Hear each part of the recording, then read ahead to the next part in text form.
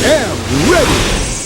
GMA Weather. Serbisyong totoo ng GMA News. Mga kapuso, tumaas ang tsansang pumasok sa Philippine Area of Responsibility ang bagyong may international name na Wutip.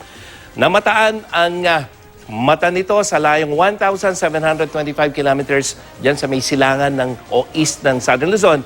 At taglay ng bagyo ang malakas na hangin nasa 185 kilometers per hour malapit sa kita at bugsong umaabot na ng 225 kilometers per hour. Mga kapuso, mabagal ang kilos ito pahilaga-hilagang kanluran o north-northwest. At sa track ng Joint Typhoon Warning Center o JTWC at ng JMA o Japan Meteorological Agency, posible kung hindi magbabago yung track nito, papasok ng PAR Huwebes po yan. At pagpasok niyan, at saka ito tatawaging bagyong Betty, ang pangalawang bagyo ngayong taong ito.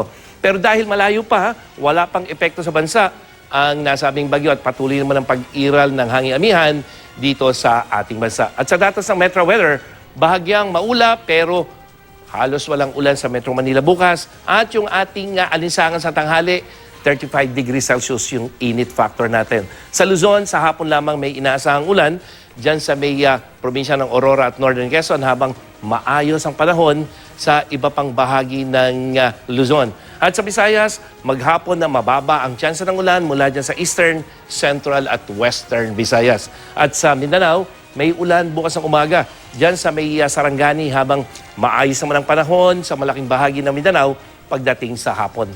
At yan ang latest mula sa GMA Weather. Ako po si Nathaniel Cruz, magplano para sigurado. I am ready. Serbisyong totoo ng GMA News.